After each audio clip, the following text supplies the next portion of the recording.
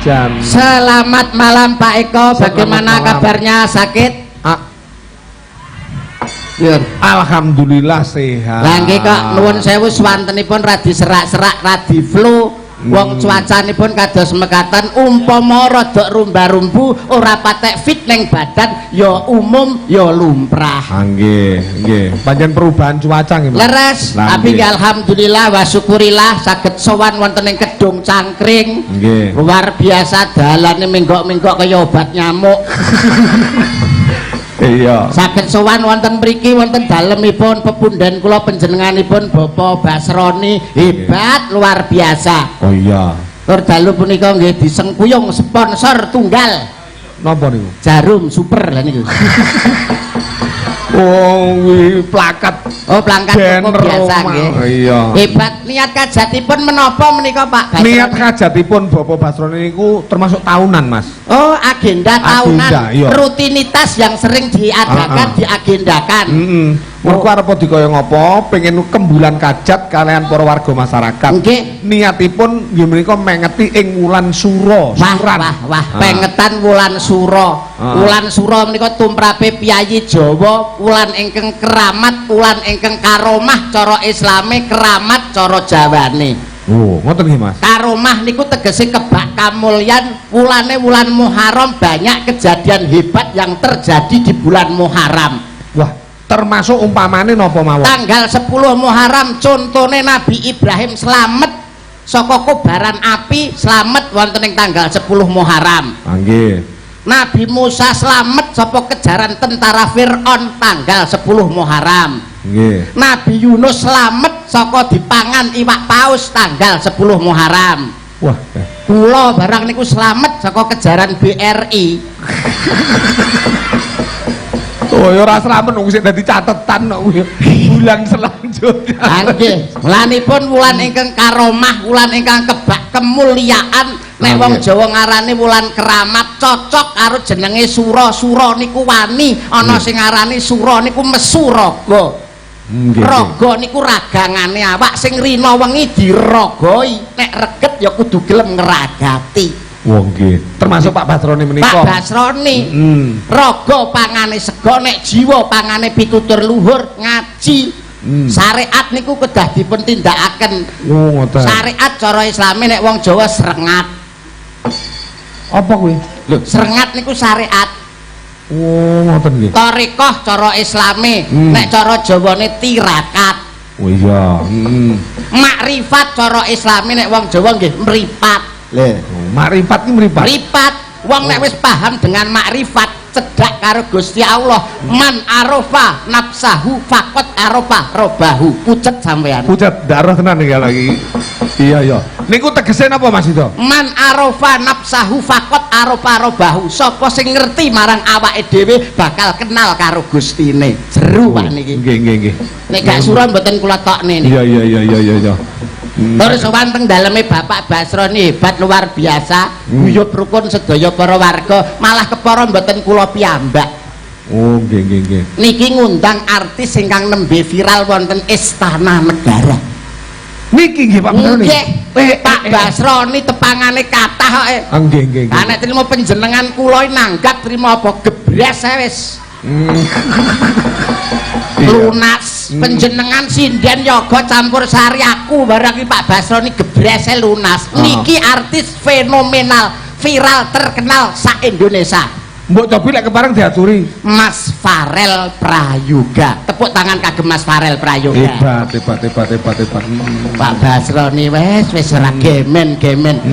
Kepareng monggo minggah wonten petanggungan kita sambut bersama-sama Mas Farel Prayoga. Musik Mas. Ya. Tepuk tangannya untuk Mas Farel.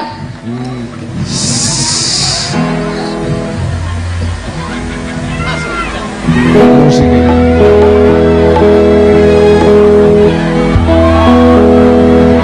Sik to. Ya, angkrek sik Mas, sabar Mas. Niki wau berita sing kula tampi, bintang tamune Farel Prayoga. Lah kok sing teko anak Trowelu. Ya sepurane Pak, nek iki ora Farel, nek iki Dangkel Jati nek iki. Ora kok ngono asline kan Pak Basroni pengen nekakne Farel Prayoga. Akhirnya gak sida diwakili karo kembarane. Niki kalih Mas Farel kembar. Mas Farel niku wujud bayi lah niki ari-arine Pak niki.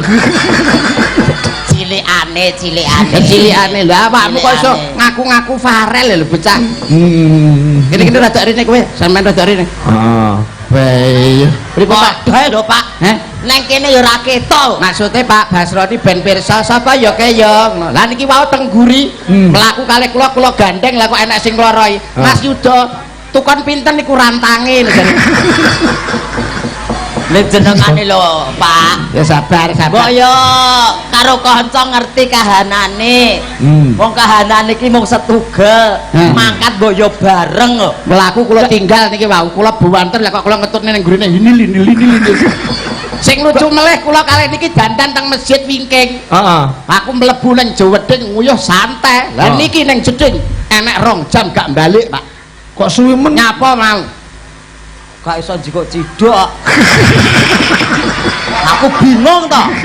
Kolahe keduren jedinge. Nggih. Wong sakmene jedinge sakmene dadi dicidak-ciduk.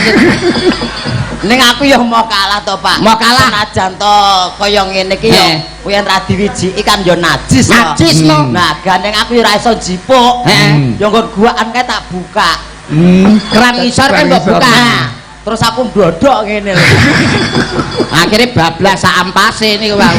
Tak kenal maka tak sayang. Jenengan asmane sinten Mas? Kenalan dalu Mak Cangik. Nggih. Kepangaken kula uncek aslinipun. Oh. Iki gawe-gaene Pak Do yang kula Farel Prayoga niku. Nami uncek. Uncek. Ora iso modot ta. Asli saking nami uncek tapi KTP Pardi. Oh, Pardi. Nggih. Pardi uncek berarti. Nggih, Pardi uncek. Asli saking ngomah. Mbah. Pertanyaane kurang spesifik sampean. Maksudku sampean ki laire ning endi? Lho. Laire nggih enten kamar. Oh, nggih. Mosok lair enten kebon. Kok dikira-kira anak asu. Ngene lho. Ngene lho Mas Uncek ya sing dikarepno Pak Eko. Awakmu ki domisili tempat tinggal. Kok awake lha ndase nang ndi, Pak? Awakmu sak ndase, sak tangan, sak sikil komplit. Heeh. Kuwi do apa ki tempat tinggal utawa disodomine ki anu domisili. Wah, kulino gaple domino. Domisiline nggon ndi? Karanganyar. Oh, tepi saking Karanganyar Jawi Tengah. Jawi Tengah. Mulane kok mboten nama mokal nek piyayi Jawi Tengah wong Karanganyar menika anggenipun busana, anggenipun tata wicara gandes luwesing micara panjenengan pirsani lho. Nganggo belangkon sampean sawang. Kaya bekecot ta. Iya to, Pak. Kok kaya bekecot. Tegese gandes luwes disawang nganggo anggon-anggon apa sarwa pantes. Fisik bukan permasalahan. Bukan permasalahan. Tapi yang jelas suara mesti hebat. Suara mesti hebat. Jangan memandang orang dari casingnya. Nah, diri lusi jalmo tan kena kiniro. Walaupun orangnya kayak begini, kecil orangnya, cilik wonge, tapi sampean roh. Bah, ngenil sakmene, Pak. Apane to, Pak? Anune irungmu lho, irungmu ngenil ngono. Aduh. Iya, mau nyenal-nyenil. Sowan teng daleme Pak Basroni. Paling ora sing ngomong sapa lho. Wong nang dalan kok daleme iki lho. Lho. Iki nang dalan lho. Kok daleme Pak Basroni kepiye? Maksudnya iki dalane iki cedhak daleme Pak Basroni. Paling ora apa yang kamu berikan terhadap keluarga besar Bapak Basroni. Awakmu bengi iki wis ditimbali rene, apa sing arep mbok wenehne? Bayo. Wong aku kok nyaosi Pak Basroni nguyahi segara. Aku rene golek sangu kok menehi. Wong setunggal kok arep nyaosi Pak Basroni. Tegese awakmu ki melu ndonga kanggo Pak Basroni ki dongakne ngene lho, ben piye? Alah Pak. Aku dhewe lho ndonga seprono seprene ra kabul. Aku gur pengen modot ora kabul lho. Kok ndongake Pak Basroni lho. Kok wangel omong-omongan ngene. Angel ya ora usah digarap. Ngene lho karep-karepku ngene lho. Panjenengane Pak Basroni iki awakmu ki sowan ning kene bareng karo Pak Eko kanca sinden komplit sak awakmu. Pak Basroni kae njaluk keringetmu setetes. Lah mbok ya kon dilat. Iki lho, Ngene daerah kon nesu lho wong kok Sampeyan adoh-adoh nekake Saka Karanganyar. Karanganyar lho. Paling tidak sumbangan apa sing sampeyan caosne Pak Basroni? lah kula mung pengen sumbangan dek kan nyumbang niku lho. Lah iki kan mung suran, mosok nampa sumbangan. Iki kok angel men to iki Mas. Pak Basroni ka lho, mari kowe wene ana nggon lho, Pak Basroni wene ana nggon. Lho, daleme wis ombone kaya ngene nek kon meneh nggon iki lho. Suwe-suwe tak golekno gedang tak untal aku engko. Aku popal Pil. oh iya pil. Sepatah dua patah kata. Asma Kinarya Japa Bapak Basroni. Nek kula mengartikan, sarehne kula kan ya minimal kuliah lah Pak, kula nanti kuliah. Iya, S1 Pak ngeten-ngeten. Jenengan niku S1 e glelik. Lah Aku S6. Ora enek ya sekolah kok tekan S6 ya ora enek. Enake iki nggur S1, S2, S3 pol. Eneng S6. S6 ya apa? SD. SD kok S6? Tang teko kelas 6. Oh iya, Oh, maksudnya 6 iya, iya. tahun. Wah, S1 glelik. Iso omong-omongan karo cingkir iki. Bapak Basroni Asma Kinarya Japa niku nek kula lho Pak. Nggih. Basroni barokah saking Gusti Allah ingkang dipun tampi mboten digawe piyambak tapi bersama-sama dengan warga masyarakat guyub rukun untuk menciptakan kedamaian dan kerukunan di Kedung Cangkring utamanya di Kabupaten Tulungagung. Iya. Napa? Srono beliau minangka dados wakiling rakyat. Menyerap aspirasi masyarakat piye karepe rakyat mesti ditindakaken sebab beliau menjadi seorang wakil rakyat. Iya, so. Nih, Api eram ta, Pak? Loh ditanggap kok lele Pak. Oh iya. Basro nih nikmat panguwasaning Gusti ingkang matikel-tikel dipun syukuri jer sapa sing gelem syukur marang nikmat panguwasaning Gusti bakal ditambah nikmate matikel-tikel lan sapa sing kufur ora gelem syukur marang nikmate Gusti bakal nampa bendu utawa azab sing pedih. Pak Basroni jangkep sae. nggih. Elok timen to. Saiki Kowe ibu garwane Pak Basroni. Bu Seniwati Wis kenal prawe garwane Pak Basroni wis kenal. Kenal aku ngerti. Sapa kok. jenenge? Ya Bu Basroni. Pak wapakne tenan kowe. Pak Basroni ya garwane Bu Basroni to. Waduh gedine lak tonyo tenan. Untunge cilik. Gak maksudnya ngene lho Mas. Wah, Gak Mas ora Mas. Bare padha gedene Ora, kok ora, tonyo. guyon. Nesu lho. Garwane Pak Basroni iki ora ana siji, ora ana liya. Ya kuwi panjenengane Ibu Seniwati. Kowe kudu iso nerjemahke apa to artine Bu Seniwati. Seniwati kan Maranggono. Pesinden berarti. Kuwi jenenge ya ora kok kuwi apa kuwi pekerjaan atau profesi. Profesi ki ndak. Seniwati. Oncek ana Seniwati. Oncek ana. Kowe dadak kok Pak we. Ya kudu iso. Kowe dadak kok. Kudu iso. Adak sepelan anyar kok dadakan ya. Karanganyar lho Mas, Karanganyar lho. Kudu iso lho kowe. Ruole sak tak golekne meja serono. Seniwati. Seni. Kuwi apa? Uyah. Loh, Seni kok uyuh iki lho. Lah apa? air seni. air uyuh. Oh iya. Wati. Wati apa? Wadon. Wedok. Dadi wong wedok nguyuhan. Cangkem kuwi kok. Bu Seniwati niki lho Bu, sampean tuwapuk lho. Ngapunten Bu, ngapunten. Kowe iki ngomongmu ki digatekne wong sakmene mbane lho. Salahe kowe dadak iki lho. Kudu iso nerjemahne. Improvisasi sebutan tas kudu iso. Awakmu piye ta kowe iki? Ngapunten lho Pak Eko, Nggih, ngapunten. dari 5 suku kata. Aja mikir-mikir ngono nek ceklok. Patah, empat. Cara santai ae. 4 suku kata, Mas. Seniwati. Setiap yayine. Nah, Iya, Pak, iya. Ni. Nih,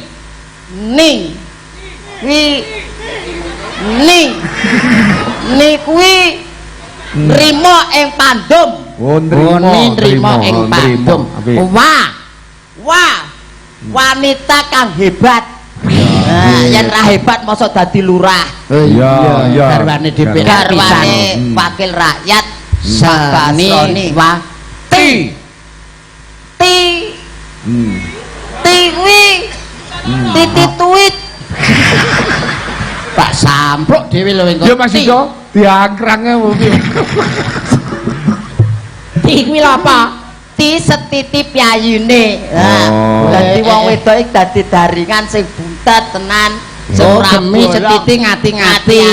Mulane ora mokal panjenengane iso sukses, panjenengane iso berhasil karena seorang pria itu berhasil pasti di sebelahnya ada wanita yang setia mendampinginya. Nah, tetapi apabila ada seorang pria yang tidak berhasil pasti di sebelahnya ada wanita lain. Nah, ini lho, Pak. nah, Sampean gadah, Pak. Kok mboten ngerti maksudnya jenengan?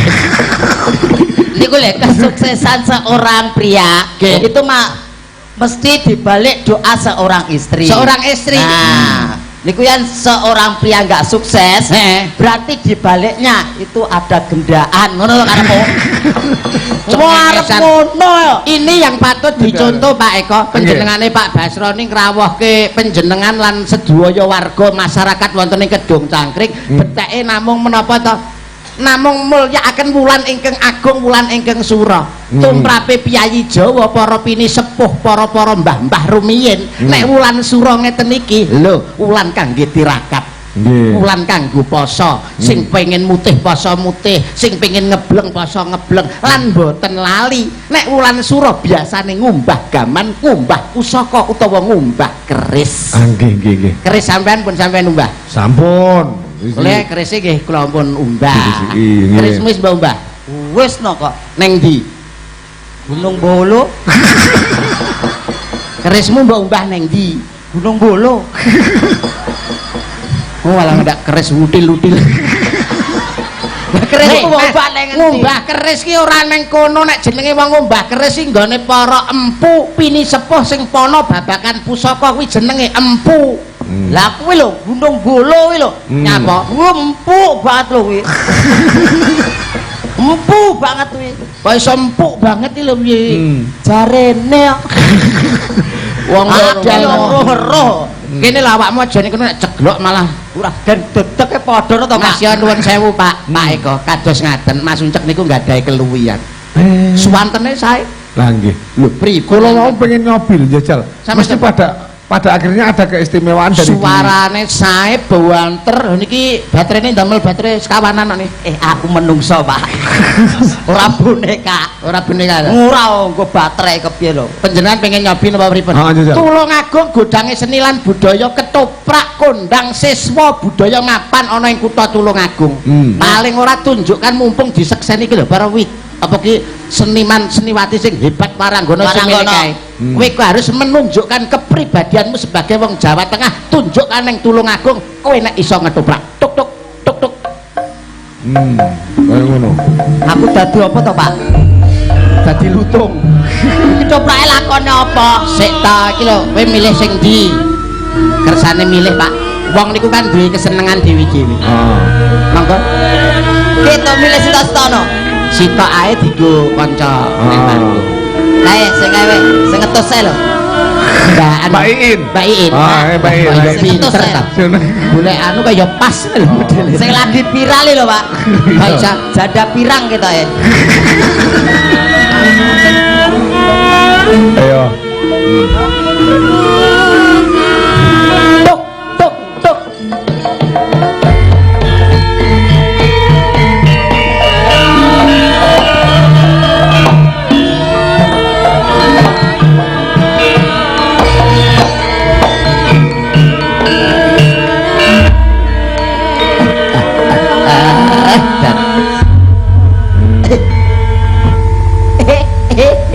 Mas Yuda, Nggih dalam kok enek suara tanpa rupa endi to, Mas? Entut, Mbak. sampean ya kurang waspada kok. Sampean wong gedhe dhuwur gliwu-gliwu kaya ngono kok iso. Endi lho, Mas? Endi lho, Mas? Ora enek apa-apa lho ning kene iki. Mbak, aku wong, Mbak. Niki lho, Mbak, niki lho. Lah, tak kira salah iki nek kene, Mas. Pak Doyedan. Ngapa? Kayak kaya nangking kucing tenanan. Iki lho iki gandenganmu. Iki ibarat Terus aku kon gandrung no, awakmu ketoprake paling ora lek postur ngeten iki gagah Nggih. pideksa miyayeni umpama dadi Panji Asmara Bangun ya pantes ten iki. Niki. Lho pripun kepethuk karo Dewi Sekartaji kowe Panji Asmara Bangun Mbak Iin Sekartaji lho cocok tir padha irenge sir padha senenge sosok wadahe kendi cocok rasane ngati sing putri cantik sing lanang kaya blekok moncrot ayo. Lah kuwi sutradarane pekok kowe. Ora Ayo ngene apa-apa. kok Panji Asmara Bangun lho. Iki etok-etoke iki ora kanggo visual tapi kanggo audio dirungokno kuping. Heeh. Panji Eta ning radio iki ngono. Nang radio ayo. Ya ketemu. Nyanyi. Duh wong ayu Untung Oh, Pak Duh wong ayu untung. garwanipun. Sik ta untung Duh wong ayu. Pomo pamit aku enek wong nesu niki wae. Ya apa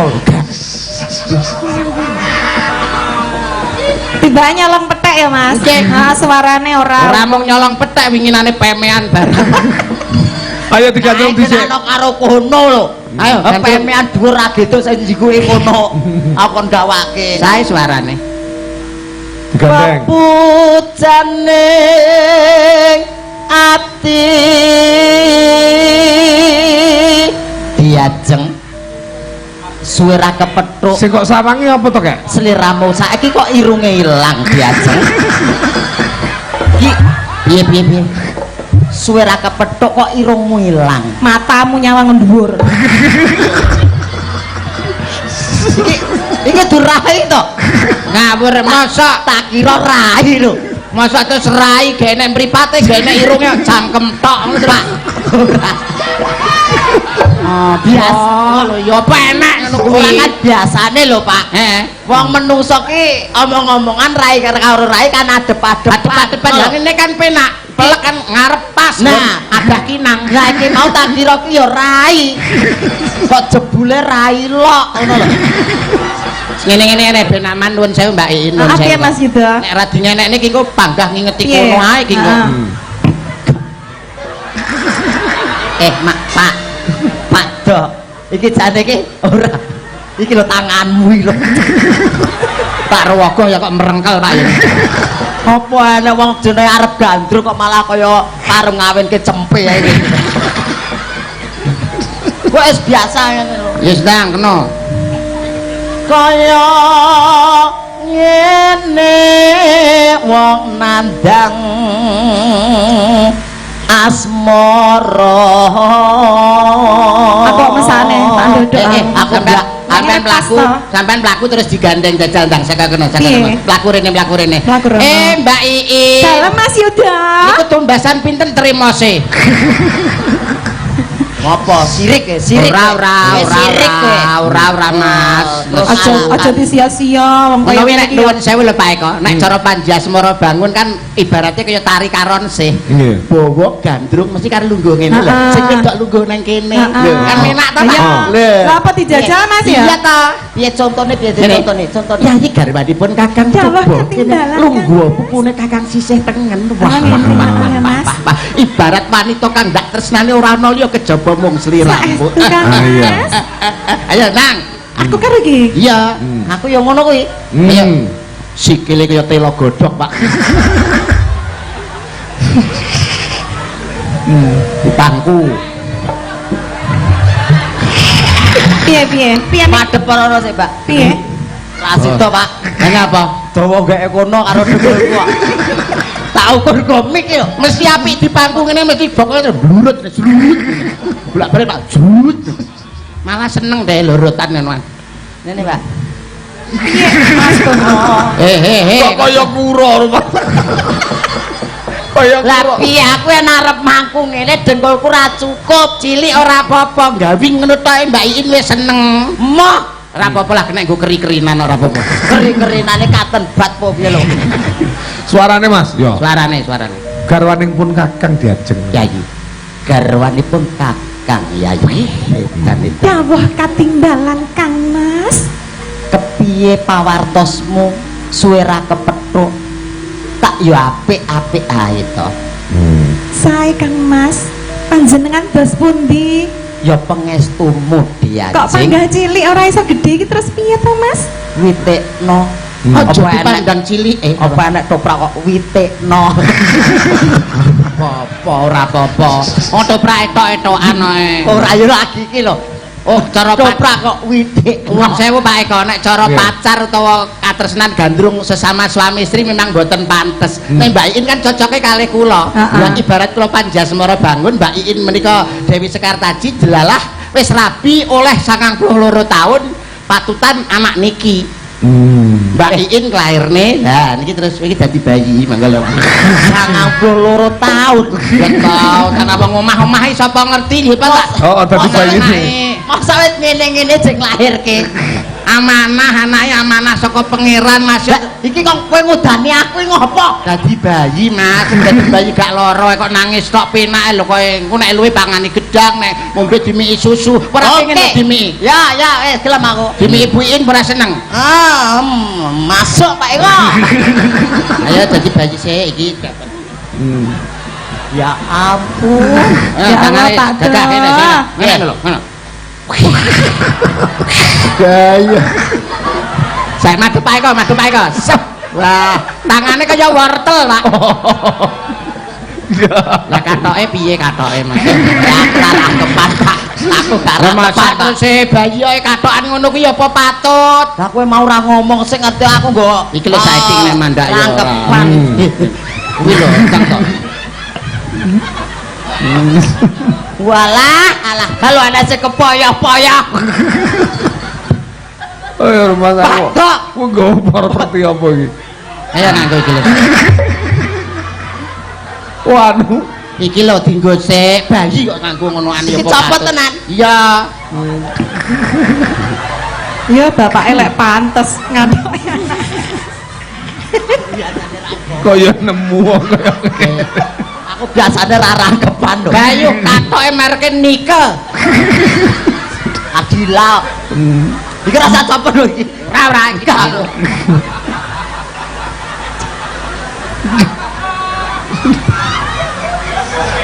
Wih, pinter e.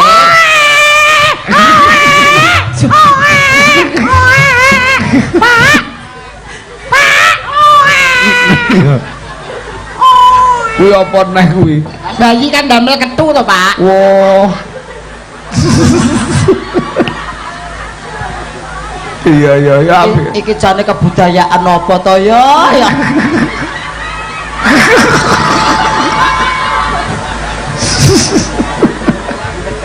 Kersane mboten nangis. Oh nggih. Nyapa? Rusak tenane, Pak. Apa to? Kok nek cangkem tenan mari watuk. Bedake bayi iki ya sing alus. Ya wis anak meneng ae. Pak karo Mbok arek pacaran bareng ae. Kaya sampun ndek Pak ya.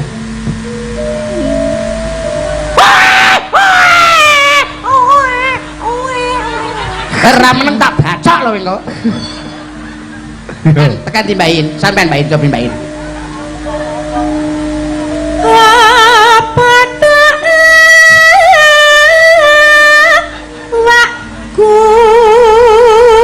Seta, masa enek bayek jigang iki lho. Bayek yang ngene-ngene tok ngono lho kok Golek pangan nek penake ram.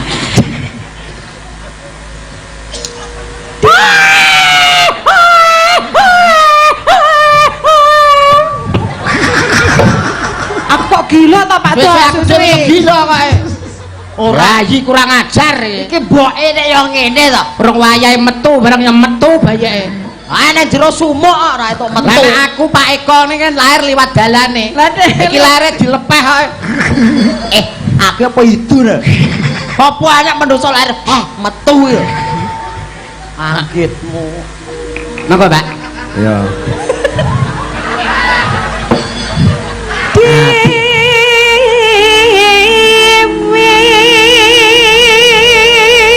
Kula sampean yayi garwanipun Kakang.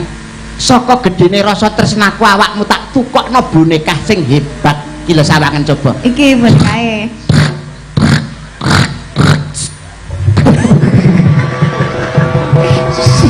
Pak, aku dapuk aku udah oke lah Pak. Piye Yayi? Awakmu lah ya seneng to yen Seneng awakmu tak banget Mas Yuda tumbaske. ya Allah Golek dene ning kakake sono. kaya ngene wujute. Iki nang toko enek pira lho jane? Coba sampean ning kono tak. Niki Pak, sampean Nggih, tumbas nggih. Pak. Wah, puter. Nggih.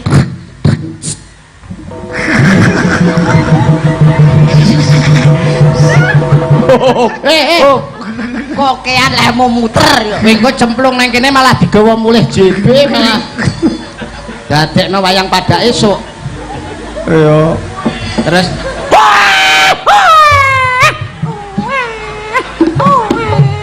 Kuwi nangis apa?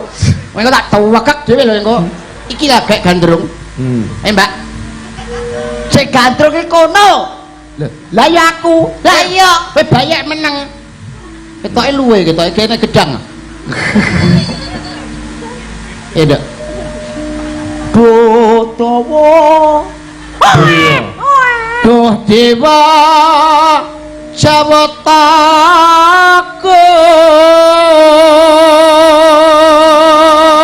Yayi. Dawuh Kang Mas. Sak suwene awake dhewe omah-omah ning nyatane aku ya iso menehi kowe golek kencana sing bangkit tata jalma. Masak bayi urip umur 2 wulan wis polahe ngene. Ketoke bayine luwe lho Mas. Luwe Sik, sampean tak dulange sik ya Mas. sampean dulang manut to bocah kok iso. Mbak aja ngono iki kan isih bayi mbok dipamahne. Oh, dipamahne. Nggih, dipamahne ya, Mbak. Ngesakne urung kolu dipamahne.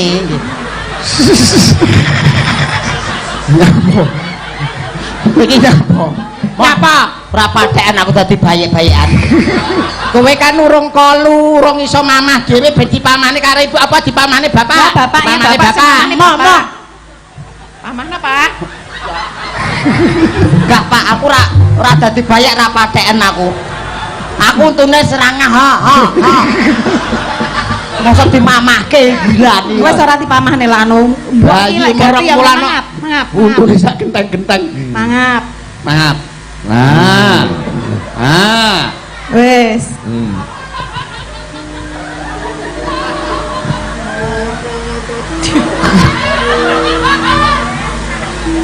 Amun adoh caketing hati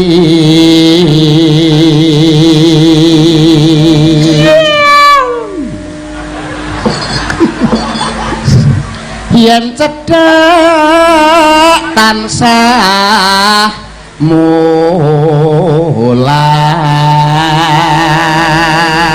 Kang Mas Yuda. Panji.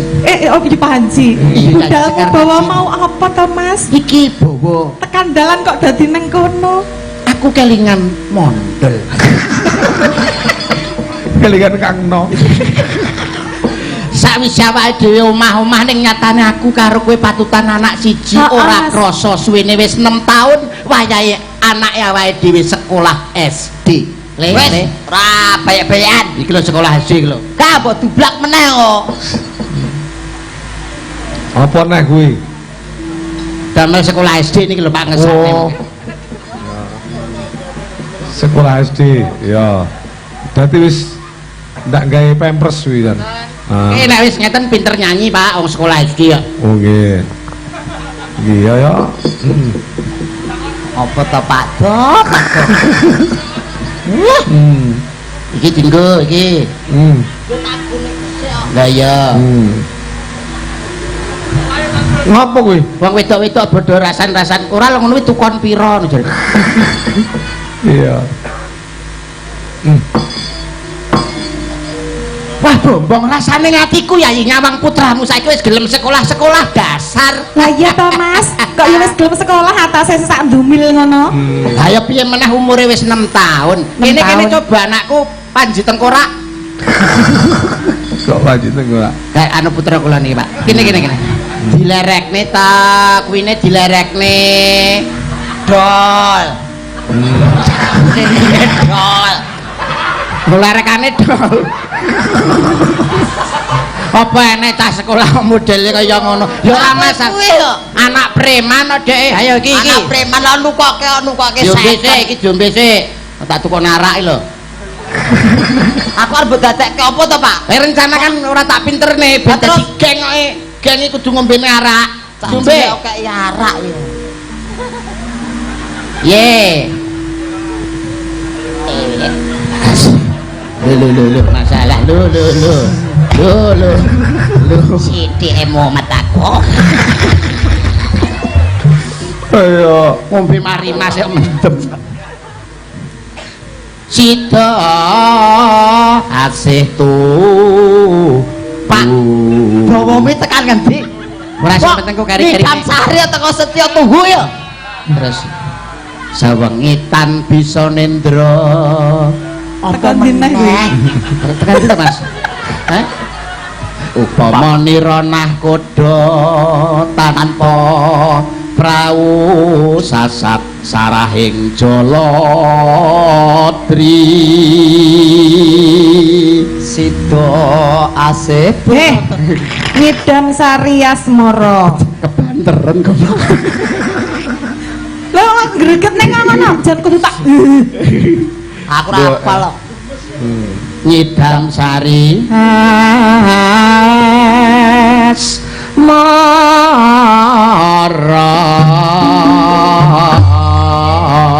Asmara. Niki dijawahne napa Pak? Napa kersane Mas Uncek duet? oh ndak apa-apa, duit ndak apa-apa. Lek duit apa maksudnya? Mentem wedokan pas Bisa? saged. Wah, Cah gaul kok. betul-betulan ya Mas. Masa Nggih, metu cocok Ibu nggih. Nggih. Cocok lho. Iya. Mboke ngono lho. Iya. Mboke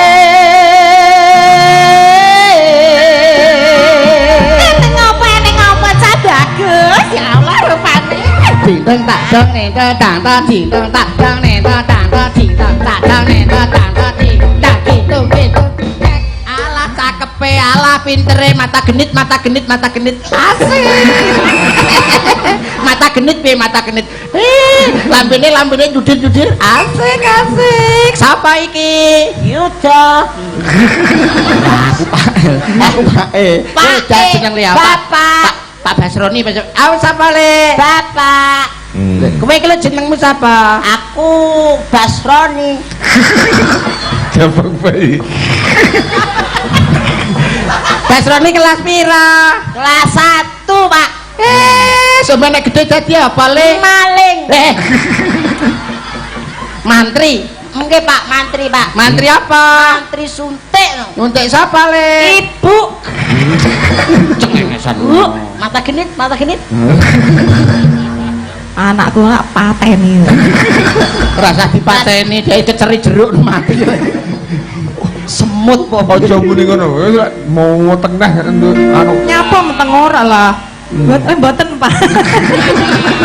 Lama kowe karo juragan lama. Ampun Bos. wong nggih. Wis cukup. Cukup punan. Wis cukup sing kaya ae lho aja ngantek. Kelakon wis sing kepungkur aja dadi kaca Wis bungkul. meneng ae Pak Do. Aku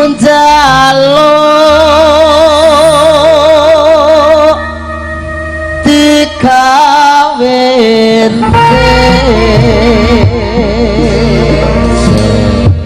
Bu, kawin, Bu. Kawin. Heeh. Apa roh kawin ya apa jajal? Golekno cempe rada elek-elekan ngono. Wong. Iki lho Pak nikah lho, Pak nikah lho. Nikah anu ora iso kawin. Lho. Karo sapa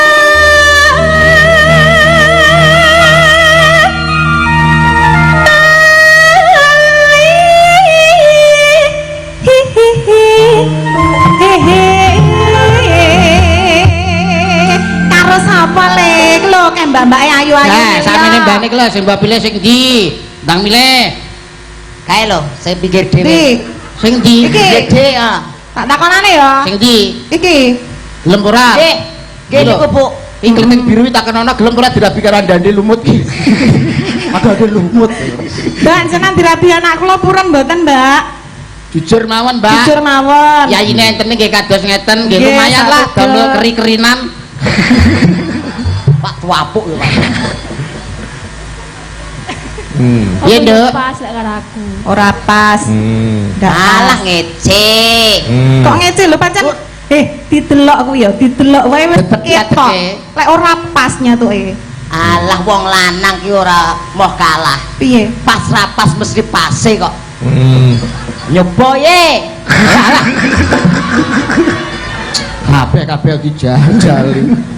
Piye to ngene ya pas. Loh. Apa? aku dagak ngene malah kaya Naruto. Prakicom bolong. Kali jode nggonmu gede. Mangga, Pak. Iya. Dadas, Pak Eko nggih. Yo. Sampun, wis luar. Danyang ranage utang wali ranage janji pun luar. Ya. Oke. Sik Mas, iki teruske pamundhut eneng sing ngersake rung lali rung tak waca Mas. Diwas. Ya, iki saka Pak Marji Guru ngunggahan. Iki mirsani lewat streaming. Pak Adi Purwoko sumber gempol. Ya, iki ya mirsani. Ningali wayang Ki Iko Prisdianto teng daleme Bapak Haji Basroni. Anggota DPRD Kabupaten Tulungagung nggih. Gerindra matur sembah nuwun. Ya iki saka Pak Adi Purwoko ya ramuh ora mung liwat streaming. Pak Sukip Ndok Group. Ya. Pak Eko Sugeng Dalu niki sak rombongan Bangun Jaya. Pakel ugi-dugi. Pak Lurah Jailani, Pak Sadat, Pak Sarji. Ya, Pak Sumadi minta gending sing kepenak. Ya. Terima kasih iki keluarga Pak Sukip nderek ngregengke swasana. Mbah Heni Medura, Bah, saking Medura. Nggih niki nggih liwat streaming niki mirsani. Wah, iki kanca-kanca Arifin, Ahmad Arifin Moyo Keten Boyolangu iki selalu hadir. Siap. Terima kasih. Terus ke Mas, iki Siap, akeh pamungkut nggih, kok. Ya di. Nggih. Terus ke aku arep pengen jajal karo Puri Ratna. Oh, Puri Ratna. Cocok nggih. Diwasaku Dan